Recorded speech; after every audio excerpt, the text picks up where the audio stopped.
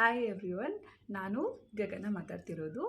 ಆ, ಇದು YouTube account open ಮಾಡಿ ಒಂದು 4-5 ವರ್ಷ ಆಗಿದೆ. 2019 ಸಮಥಿಂಗು. ಬಟ್ ನಾನು ಮಾಡ್ತಿರ್ಲಿಲ್ಲ. ಅವಾಗೆಲ್ಲ ಕೆಲಸಕ್ಕೆ ಹೋಗ್ತಿದ್ದೆ, ತುಂಬ ಬ್ಯುಸಿ, ಅದು ಇದು ಏನೋ ಇರ್ತಿತ್ತು, ಇಂಟ್ರೆಸ್ಟು ಇರಲಿಲ್ಲ.